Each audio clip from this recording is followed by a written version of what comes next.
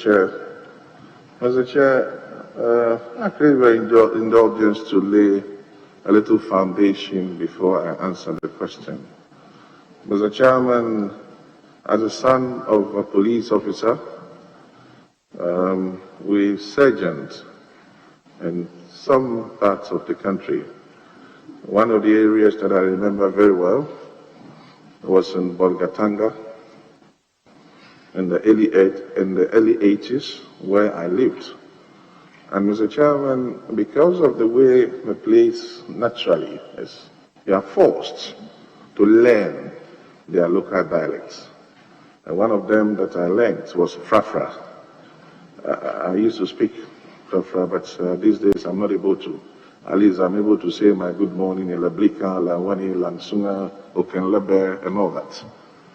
Little did I know that after so many years, by the grace of God, I will become a member of parliament in a constituency that predominantly, I call myself a Zongo boy, so forgive me if I say it's a predominant Zongo area.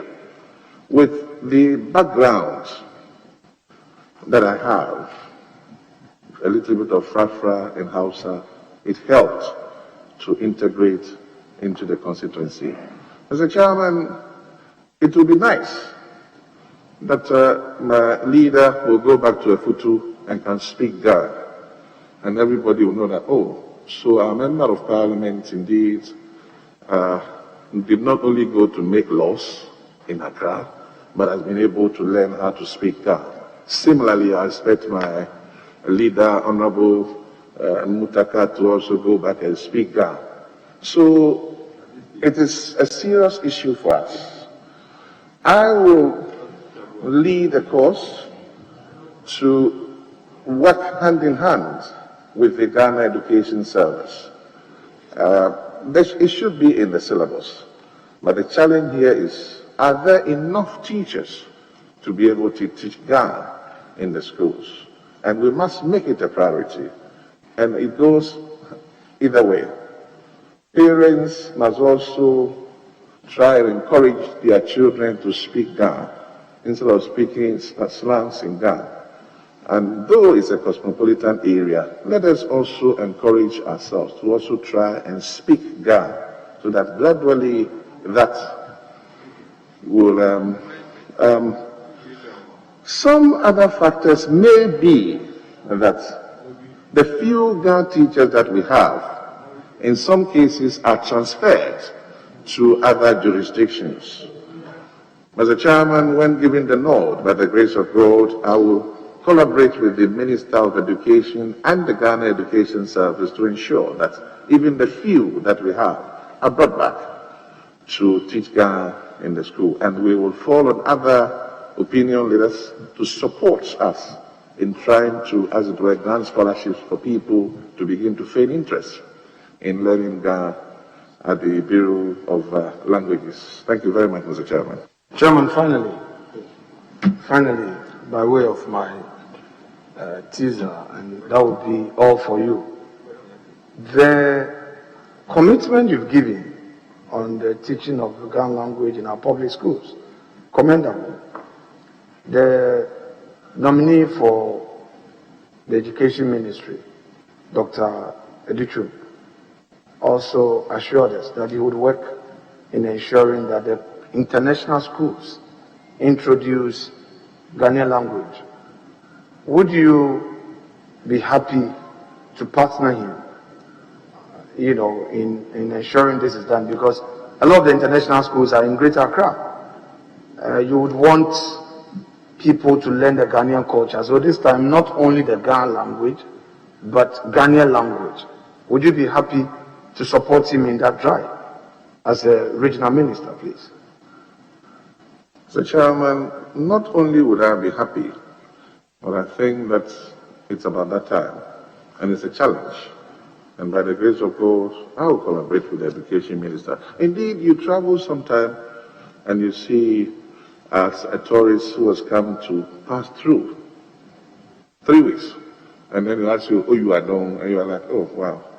So it means if these are inculcated in their syllabus, I'm sure that even expatriates will be so glad that their children are able to learn how to speak Ga in Ghana and in Accra. So yes.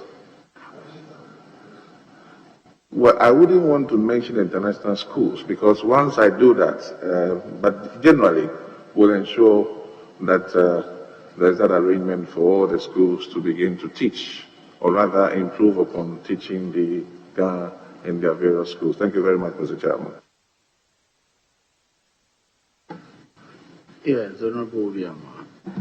Thank you, Mr. Chairman. Congratulations, my good friend, Honorable Henry Quartey. I assume that you've had some briefing from the outgoing regional minister, and you have also looked at the Constitution and the Local Governance Act on the RCCs. For instance, if you look at the Act, Section 202. In fact, we can start with the 201. It talks about the regional minister, and the regional minister being the representative of the president in the region, and the other things that you're supposed to do. Now, being a regional minister in Greater Accra means that you'll be the regional minister in a region where the president is also seated, more or less. Now, how do you see this role as far as being a regional minister in Greater Accra is concerned? Thank you very much, Mr. Chairman. Mr. Chairman, the mandates of the regional coordinating councils are to monitor, coordinate the implementation of government policies and development programs in the respective regions across the country. It means that ordinarily all policies by the government should go through, or for that matter, the regional minister of the RCC should ensure effective monitoring, supervision, and coordination of these policies. It so happens that because of the proximity of Greater Accra to the seat of government, most times, consciously or unconsciously, sector ministers move straight to the presidency and do their business, and even go to implement these policies, perhaps, as I said, unconsciously on the blind side of the regional minister. Mr. Chairman, these are multi-sectorial, and I will, when given the nod, by the grace of God, begin to lobby. In fact, I've already started that. I know I've spoken to the Minister of Communication designate and others, that when given the nod, it is my intention to lobby them so that government policies, when being implemented in Greater Accra, are run through the RCC, so we are afforded the opportunity to ensure value for money, quality, and all that. So indeed, there's a problem.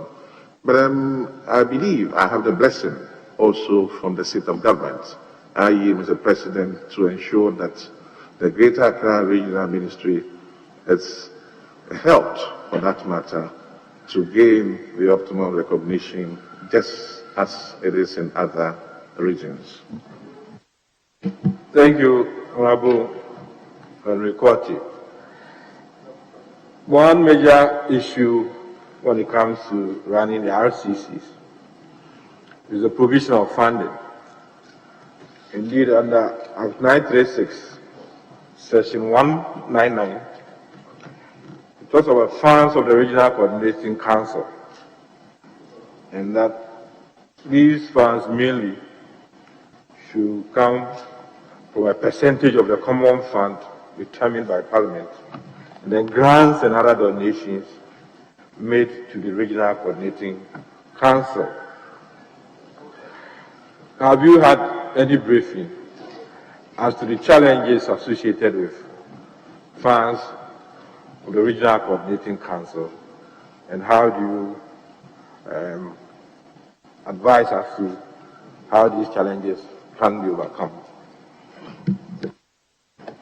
Thank you very much, Mr. Chairman. The issue of release of funds has been a major problem in successive governments.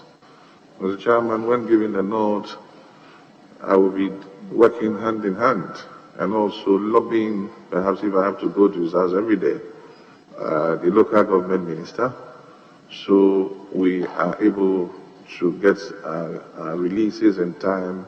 And as I said, once we get the sector ministers to work with the Regional Coordinating Council, I'm sure that some of these gaps will be able to fill. And as I said, I'm sure the committee, when given the nod, will do our best to improve upon that situation.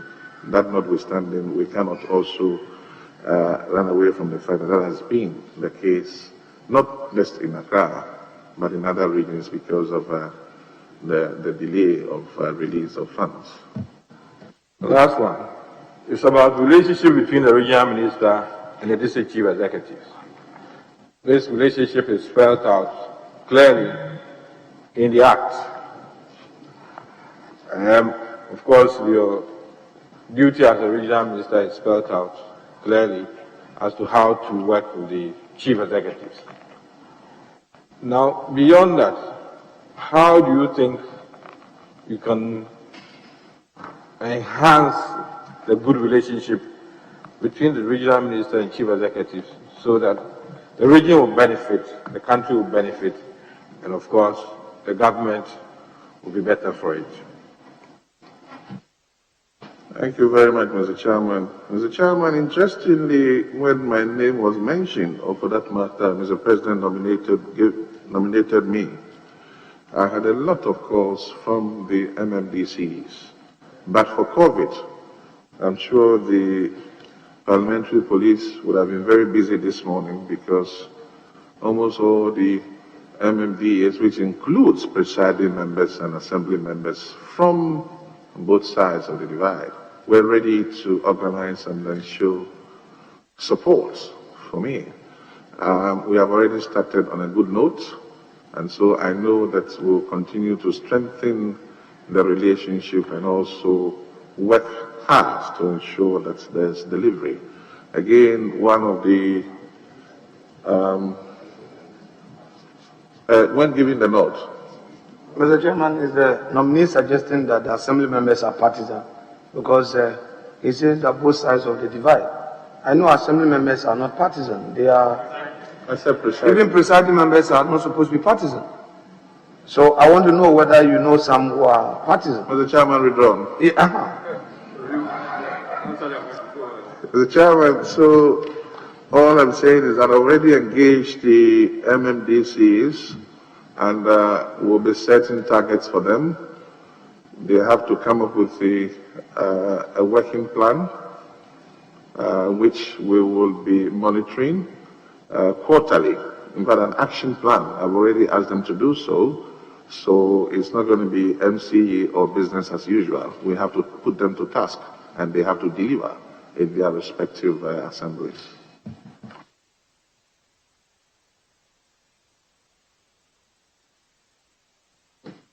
I want to give it to me first. Thank you very much, Mr. Chairman. Let me take the opportunity to congratulate my cousin for his nomination.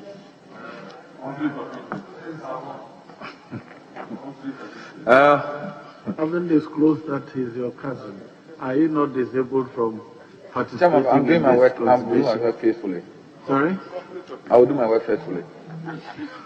Mr. Chairman, first, nominee, there has been this advocacy since the days of Kutua Champong, throughout to Rawlings, to President Kufuor, to President Mills, President Mama, and I know it's existing, for the capital of the region, Greater Accra region, to be distant from the capital of the nation. So people have mooted the idea that the regional capital should be moved to the currently traditional capital of Dodoma. Would you support this idea? And if not, why?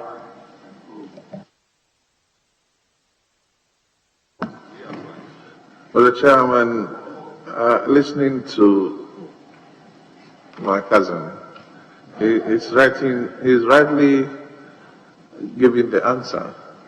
This didn't start today, and perhaps all of us will have to work together, taking cognizance of the financial challenges that it may come with. Of course, why not? Because of the urban drift, if you can move your capital just as it's been done or has been done in Nigeria from Lagos to Abuja, it's a wonderful idea. And I think that it involves a lot. And Parliament will also play a key role in this. So yes, it's a good idea. And I will invite him to help me join me rather, so we can begin the process. Thank you very much, Mr. Chairman. Mr. Nominee,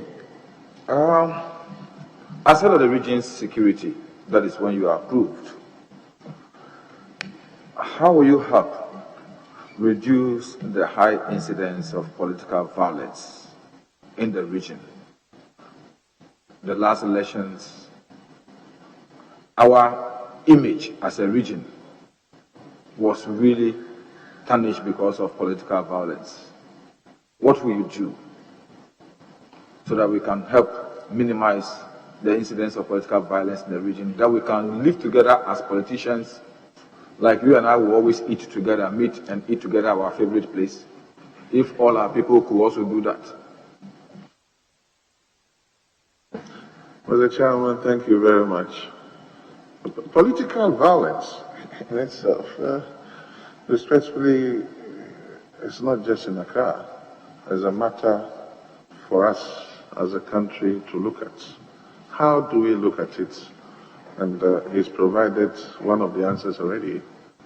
As a chairman, we engage ourselves in the plenary as citizens of this country, representing the diverse interests of our constituents who have reposed confidence and trust in us to do so here. We eat together, we travel together, we do committee meetings together. In fact, we are seated here together. There hasn't been fight, and we treat ourselves with that respect and decorum. Is it the case that we transmit same to our supporters down there? That is a question that has to be looked at. What is it that we tell them? How do we get them to also do what we do here? Because after all, it's about political ideologies. It is not about fighting. So it is an issue for all of us to come together. And when giving the nod as will be the chairman of the RECSEC, I will do broader consultations and speak to more of the stakeholders. And let us find a way.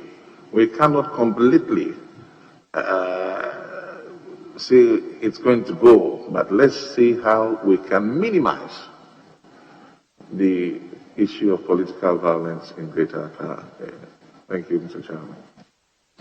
Mr. Chairman, this is a question I asked the Minister for Lands, and I want to put the same to you. The people in the region, the indigenous people in the region, have not been too happy with this issue of government, acquiring their lands, either by executive instrument or what, acquire lands for particular purpose or public good. Then after a period or over the years, when government have no need for that land again, instead of reverting the land to the original alluvial owners, government dispose of the lands for commercial properties which the indigenous people do not benefit, especially you coming from Osu, you know the problem the Osu Traditional Council have had over this issue, especially with the development of areas around this area, Reach. Recently, you know the problem that ensued between the Osu Traditional Council and the Nigeria High Commission. What will you do to help the people of the region, especially our chiefs and elders, have the sort of trust that can help them get government to respond to their petitions and plea over this issue? Mr. Chairman, it appears I have to continuously repeat myself by saying successive governments. This is something that has been in existence throughout. But again, let me say that Accra continues to be a cosmopolitan region or area. Now, when you go to other jurisdictions, because there isn't too much activity over there, you will find out that this type of challenge is non-existent. I listened to the Minister for Lands and Forestry designate, and if I'm right, he did say that in somewhere in the northern region, they own their own lands, and they're not part of this executive instrument thing. Unfortunately, as I said, it's a cosmopolitan area. Government may need the land for a particular purpose and this particular time that it didn't need maybe 5 years ago. Typical example is the cathedral over here, that some houses have been demolished to make way for the cathedral.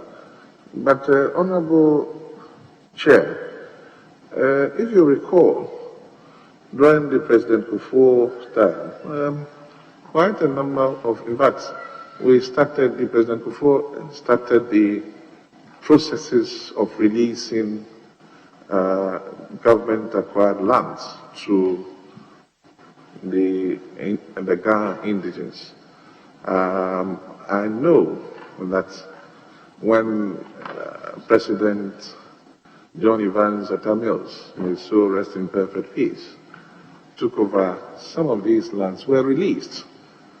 And I must say that we were all hoping that the indigents would have, like you said, but it so happens that some of them rather ended up in court and all manner of litigation. So we will be doing, once again, consultations to see where government does not necessarily need that land, it reverts to the indigents. But again, we have to meet ourselves halfway, so there is a win-win situation.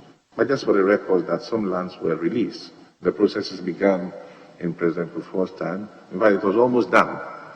And then in 2008, there was a change of government, and it was done in or during the succeeding government's time. Mr. Chairman, last one. No, your permission. You have exceeded the limit. Last one. Thank you. Mr. Chairman, my whip. Honorable Leader. Thank you, Chair.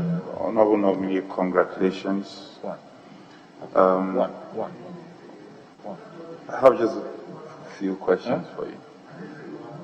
My first one has to do with It's very important. the water bodies we have in our cities, or water bodies we have in Accra. One can mention the Odona River. I know we have the Water Resource Commission, we have the Ministry, Works and Housing, but because it's in your region, has it come up as a concern to you? And what would you do, given the nod, to complement the efforts of these existing state institutions? Thank you very much, Mr. Chair. Mr. Chair, tackling the issue of the water bodies of the Odo and all that you're talking about, it's related to issues of sanitation as well.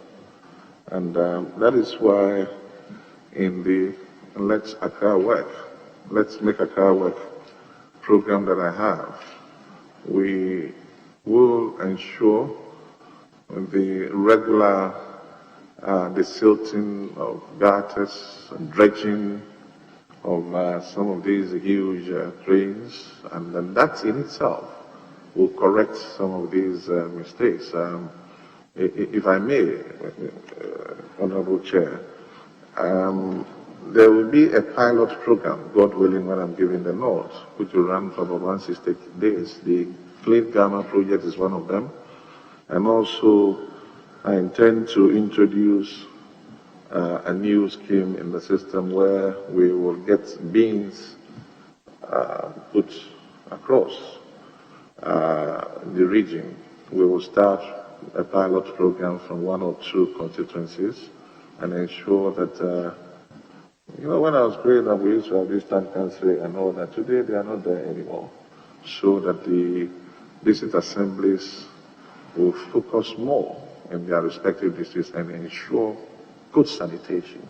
The last Sunday of the month, or last Friday, Saturday of the month, we could get people to join hands in cleaning your area, which I term it Operation Clean Your Frontage. So corporate institutions will wear their t-shirts nicely in front of their offices and help to clean the place. Market women will do so. The GPRT, Protea, and all that will do so. And I believe that when we begin to do that, and also educate people about the issues of dumping refuse in gutters and on the streets, that will in its way help as well. Honorable Nominee, if you appreciate what is happening globally, I mean, in terms of urban cities, modern cities, how they are built, and the trappings that come with it. If you look at our case, elsewhere, you can't just drive to the capital city to add on to congestion on the streets and all that. People who want to drive to certain parts of the city should be prepared to pay some tax and all that. These are all measures that are put in place to control congestion and to have a modern city. I have every confidence in you that you'll be able to do this job just as the President does.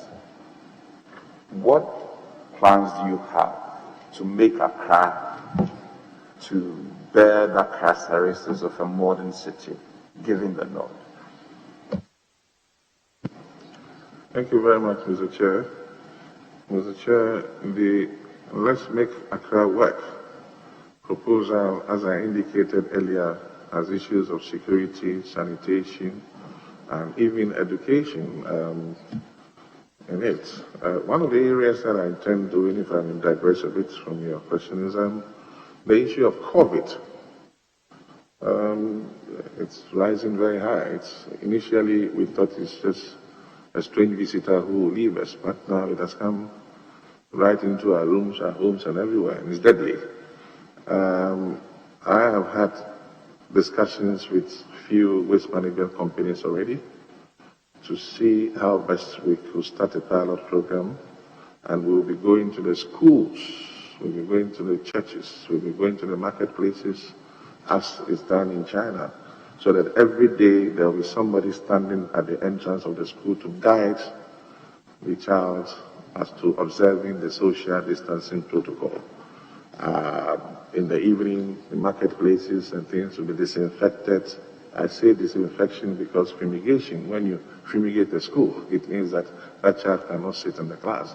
But this type of disinfection will be done either hourly or daily to ensure that the children are, as it were, given the maximum support by way of the COVID prevention. Now, on the issue of security, congestion is a major problem. When giving the nod, I will liaise with the regional commander of police after having had serious meetings with the members of the RESEP. So we look at how to decongest some parts of Accra. There are traffic issues that we have to look at. As I said, there are security issues that we have to look at as well. So all these are embedded in the Let's Make Accra Work program. And the first 100 days is going to be challenging. One of the things that may not sound too well or good, perhaps in the ears of my colleagues, will be the abuse of sirens. I'm giving the nod, Mr. President. Mr. Chairman, sorry, I will ensure that the abuse of sirens in Accra will be a minimum. It is happening. The abuse of what? Sirens? Sirens and the use of blue lights. You know. And the chairman. You were Deputy Minister for Interior, weren't you? Where you had the mandate. Where you truly had a mandate. The police were under you. You sure that's what you did in respect of Mr. that? Chairman, I did say it will not be too sweet in the ears of my colleagues, but it has to be done and we will do it. I'm asking what you did when you were Deputy Minister for Interior. Mr. Chairman, I was a deputy minister, and my duty was to assist my minister in doing so.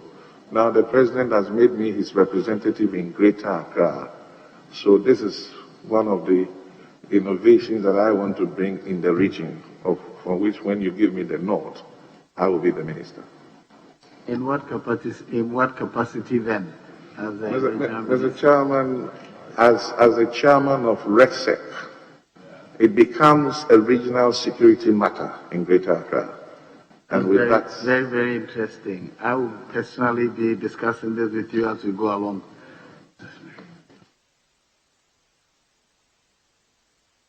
Mr. Chair, this will be my last. And I've heard my good friend quite eloquent with his Make Accra Work plan, and I commend you for that. Honorable Nominee, the large coastal land we have in Accra, how does it feed into your overarching Make Accra Work plan? I mean, what specific plans do you have towards the enhancement, the development, the attraction of investments, the coastal area of Accra? thank you very much, Mr. Chairman.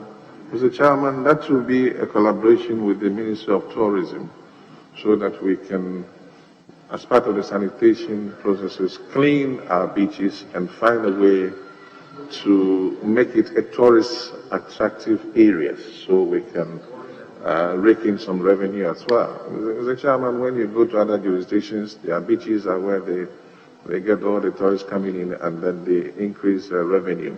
Indeed, we'll do our best to make our beaches clean and then turn it into a tourist attractive or attraction areas in collaboration with the Ministry of Tourism.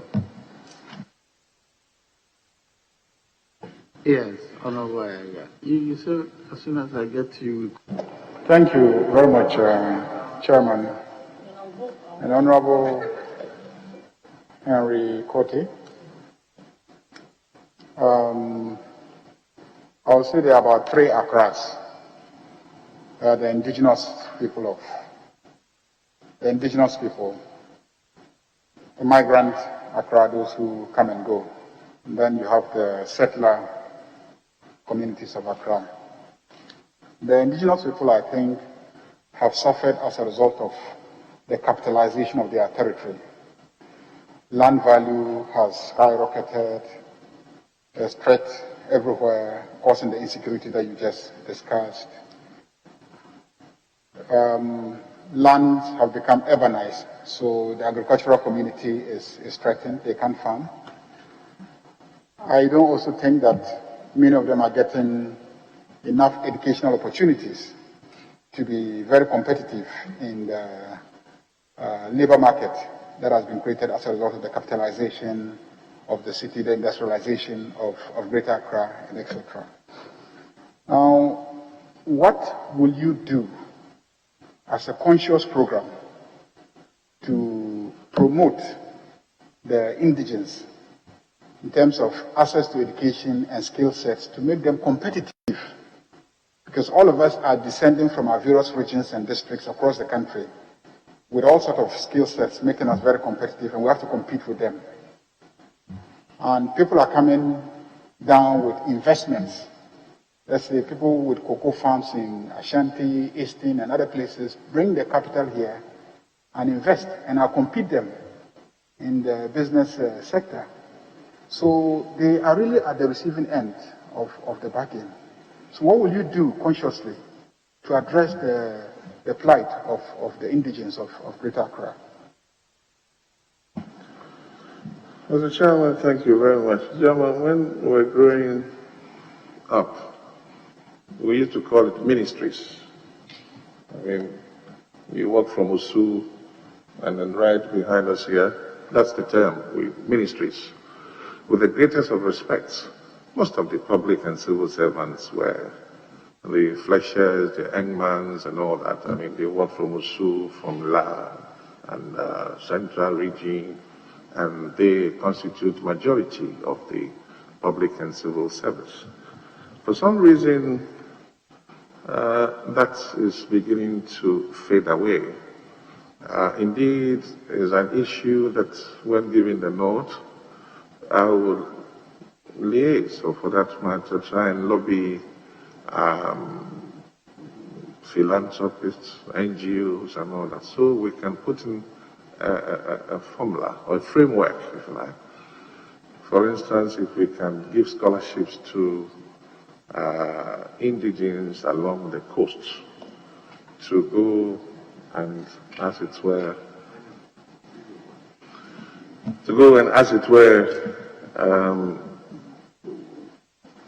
get higher education. Because, the chairman, you agree with me that that was what was done in other parts of the country many years ago, and it has really helped. So yes, I will do my best to get scholarships, speak to Ghana Education Service, other interested parties, so we can get as many indigents as possible to begin to appreciate the need to further their education. And then there's a short-term, medium-term, long-term plan. So in the next 10, 15 years, you have quite a number of the indigents rising up again to form if you like, the nucleus, or for that matter, be part of the public and civil service, and also be in the limelight of affairs. And by that way, they will also be in the competitive job market as well. There are so many questions around that, but I don't have the opportunity to follow up. So my next question really has to do with those of us who've come here as settlers and people who just come in and go. The roads are choked, hospitals are choked. I've looked at the handover notes, and I think there are about 18 hospital projects in the Greater Accra that are outstanding and completed at different stages. Out of the roads, about 30-something road projects that are uncompleted at different levels. And if you look at the handover notes and you see the number of school projects that remain uncompleted, and I know Greater Accra is not just Accra, but there are rural parts of Accra. Now, the financing framework for regional development clearly cannot work for Accra. Accra is an exception. Accra is the capital city. We want the best roads, we want water running, electricity, because you have about 5 million people now who are living here. What innovative financing framework will you introduce to the development needs of Greater Accra region? You can't rely on budgetary allocation. It won't work.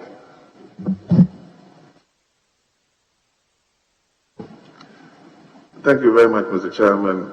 Mr. Chairman, these are huge, if you like, developments that have to be done in the region. Certainly, we'll have to get government to support it, but there's a sister city and other arrangements in other jurisdictions. When given the nod, we will try and see if we can get the opportunity to benefit from some of those things. But even that, it has to go through Parliament, it has to go through executive and all that. So, as a catch-22 situation. But certainly, we will bring up, I'm putting together think tanks so that they will advise me on what, how, and when to actually approach some of these things so that I will not be called before Parliament as not doing the right thing. But certainly, we will do our best to do. The last question is on urban sprawls and the Kai problem that we've had over the years. You were Deputy Minister for Interior, you moved to National Security, now you're going to be in charge of Greater Accra, assuming that this House approves your nomination. Kai, how do you propose to end Kai? I think it's a labor issue, and it's an issue that has to do with the design of the market and the provision of a portrait service, which is blighted by lack of housing for that labor category. What will you do as the Greater Accra Regional Minister to address the problem of Kai in the region? Thank you very much, Mr. Chairman. Mr. Chairman, my constituency could be a capital area for the KIAs, but this is more or less a policy matter, and that has to be looked at as a multi-sectorial issue because the Gender Ministry, Labour Ministry, and others will have to come in and then get a policy for that matter to help, because it's a general matter. If you move the KIAs, where do they go to? Have we built enough for them to go and then work at those places? So as I'm saying, it's a policy matter, and I wouldn't want to veer too much into that. But we'll do our best, rather, where we can provide something like a crèche for them, so that whilst they go to the fields to work, their children can get or can have access to education, and then as they grow, they will now feed into the free SHS or free education policy that government intends. I think that we'll be able to manage that in Accra. But bearing in mind that it's a cosmopolitan region, you cannot just move people away from here. There has to be a systematic approach to that. Thank you very much. Yes, Honorable Ablekuma West. Thank you, Mr. Chairman. This is a follow-up to an earlier question you answered on political violence. And having been a victim of that before, I was particularly interested in the answer that you gave. A lot of it is fomented by political actors. And so, as head of RECSEC, what are you going to do to work with members of parliament and the political leadership in the region to reduce the incidence of political violence and encourage them to see political opponents not as enemies, but as opponents sharing different ideas, and to foment more bridge building in the region to reduce the conflict that generates and the bad blood that it also generates, particularly those fomented, encouraged, and egged on by the political actors in the region? Mr. Chairman, thank you very much. I think I have answered this question already, and if you recall, I did even use an example that we come in here, we sit here, we travel for committee meetings, we eat here, we do everything. If only we can go back to our respective constituencies and let our supporters know that it's about party ideas or ideologies or whatever, but not a fight. It is about what we have and what our plans are to govern this country and not engage ourselves in individual fights. So that certainly I have responded to. But Coming here as a regional minister when giving the nod and inviting my colleague, Greater Accra members of parliament into a one-day, two-day workshop to get resource persons to come and speak to us. In fact, bring the chairman of the main political parties will be beautiful, so that they join us in some of these workshops, the organizers and all that. So gradually we'll begin to understand that it's about issues and not about people. The chairman certainly will do our best to begin that process.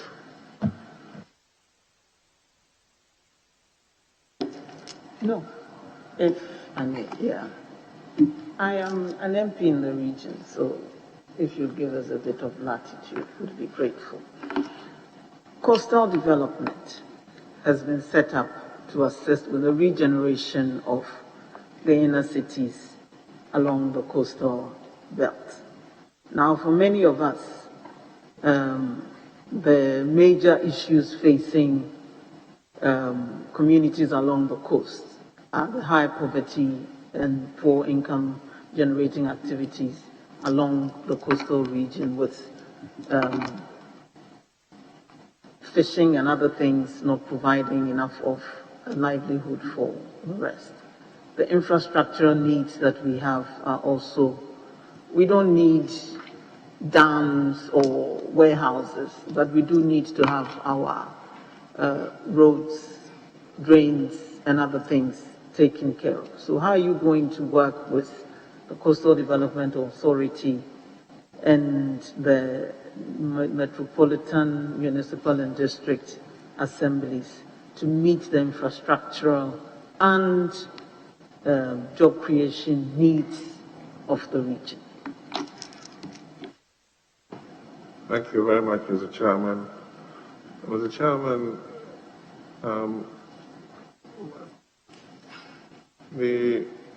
I know that some work is being done by CODA, and they have several programs. One of them is the London beaches and all that, which some have commenced. Again, we will look at how to assist them in vocational skills, small-scale businesses by way of some interventions to help them to also be able to, as it were, be in the job market one way or the other. Adult education could be one of them, Mr. Chair. We are getting into we are in the 21st century, and it will be beautiful for somebody sitting in the market, not necessarily going to school, but to be able to manage the 1, 2, 3, 4, 5 in the market by way of expressing him or herself. And I know that there are quite a number of programs, as I said earlier, by CODA.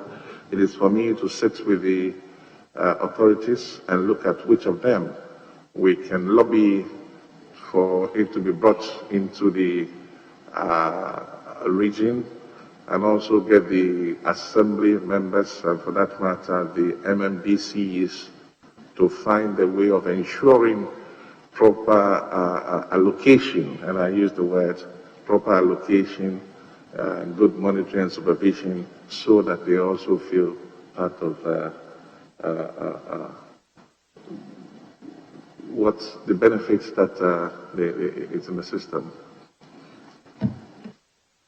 Greater Accra is the most hardest hit when it comes to COVID.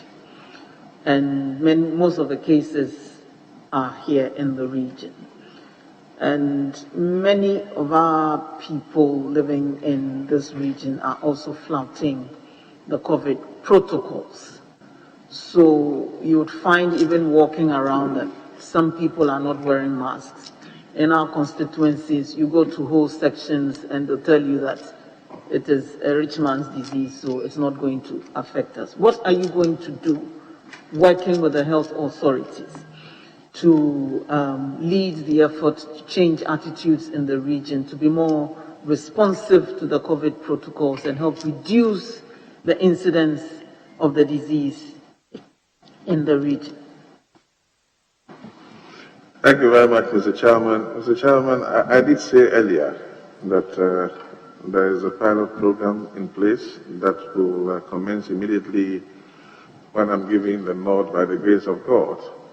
Mr. Chairman, we intend to get the NCCE and all other stakeholders, so there will be awareness creation and also get people to understand the need why they should observe the social distancing protocols.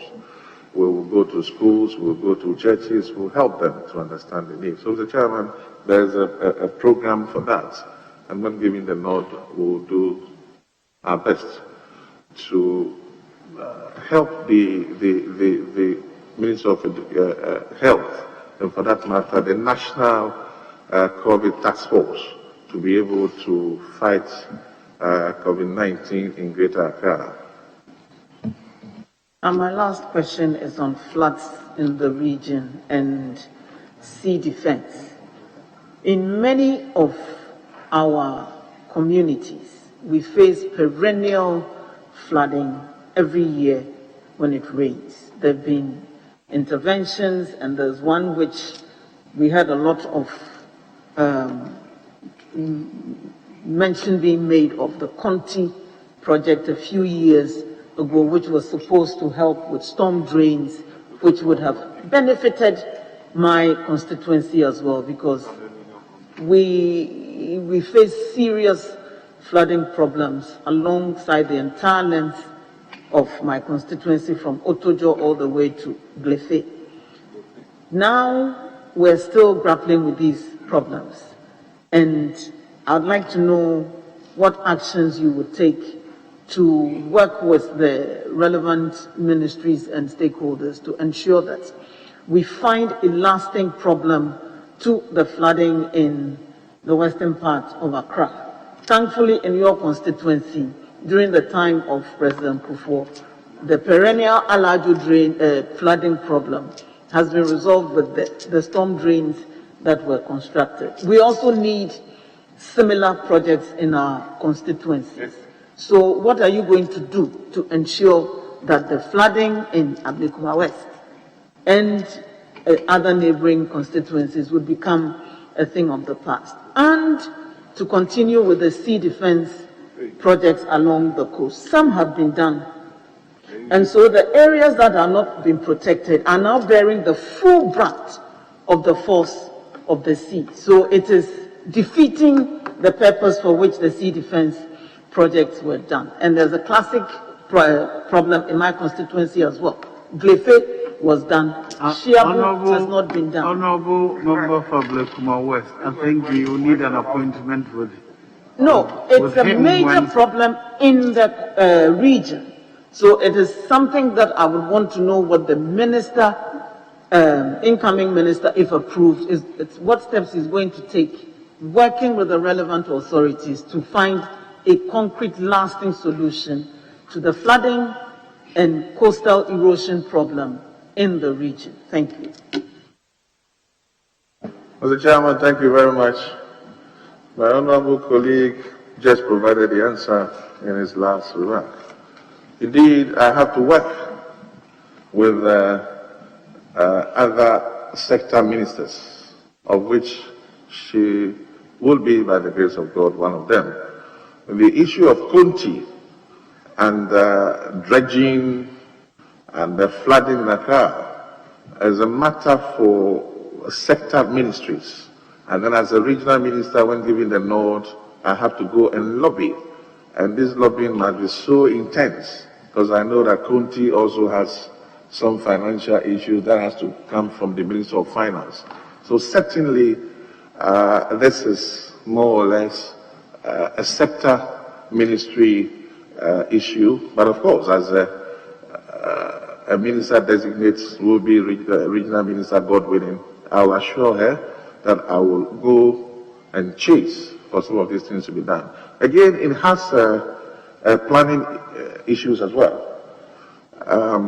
How people build their houses, are they in the proper places? So requires strengthening the local bylaws as well. And I need the support of all to be able to do this. Thank you very much, Mr. Chairman.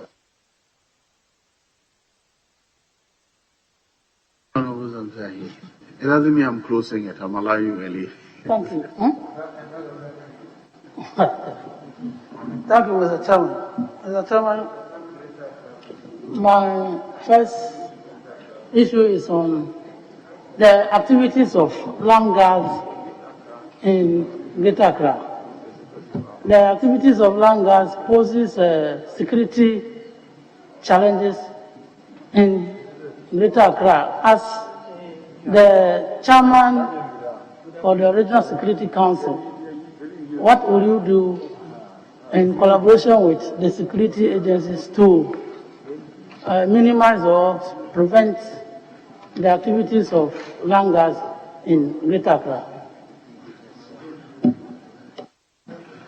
Well, thank you very much, Mr. Chairman. Mr. Chairman, the issue of land guards, it is because continuously we have this multiple sale of lands, and also the processes of land acquisition is of, I would say, is too long. And so sometimes it doesn't give one the confidence to go and wait for documents to be prepared before he or she goes in to build. Now, issue of multiple sale of lands, indeed. So it encourages land guards. I've heard the Minister for Lands designate talk about what they will do. And I also know that the Lands Commission have commenced digitization of land acquisition processes, i.e. these days even the site plans have got barcodes and all that in it. So it's a process that has started just like the Registrar General's Department. So it is my hope and prayer that they will be able to expedite action on the processes of land acquisition, and the ones that is done is tied into reducing the issue of land guards and also the multiple sale of lands. When giving the nod, we will have to look into all that because we will engage the stakeholders, we will engage the traditional councils and landowners to ensure that as much as possible the multiple sale of lands are reduced. So it gives confidence back to people who want to acquire land and have already acquired, and they have their security at hand to be able to, as it were, build their properties. Thank you, Mr. Chairman. Mr. Chairman, most district assemblies largely depend on the common fund in executing their projects. Without the common fund, our organizing resources in their various assemblies very difficult.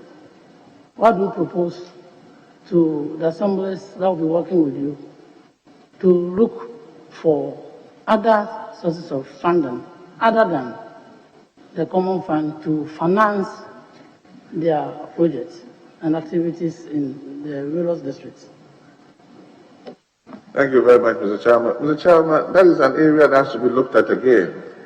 It may involve some legal issues because once MMDCs begin to secure loans to, as it were, use for projects, there may be interests attached to it and all that, and who bears the cost. So first of all is to lobby the local government minister to ensure timely release of project funds, and also that's what I said earlier, that the MMDCs will have to come up with an action plan.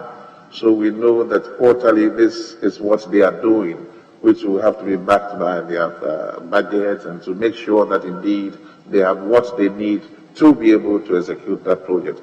But unless it's support from NGOs, and as I said earlier on, sister city projects where you know that these are grants and it will not put a financial burden on the MMDs, which will be translated into debt for us, for that matter, the region moving to local government to say, well, I've incurred this debt.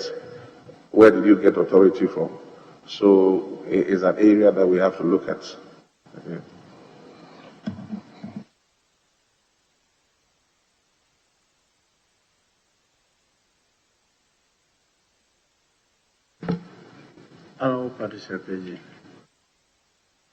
Thank you very much, Mr. Chairman. Honorable Minister Designate, on the page 13 of your handing over notes,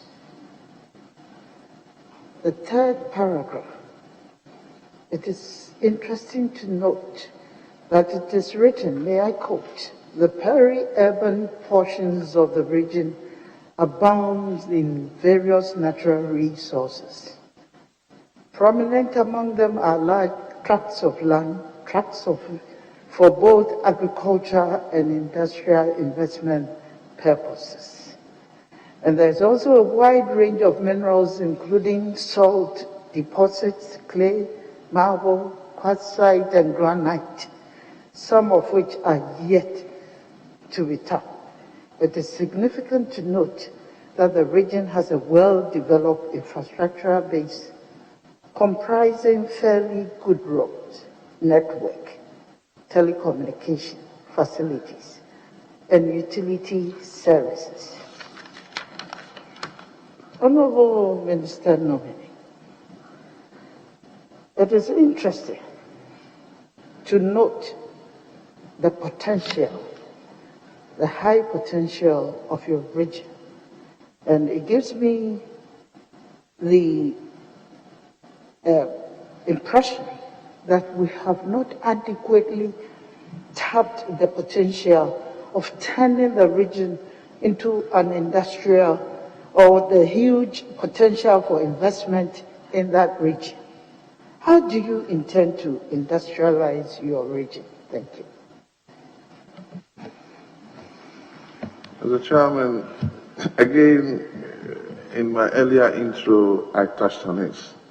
The proximity of RCC to the seat of government makes it very challenging for the RCC to, as it were, be seen, and I say so in quotes.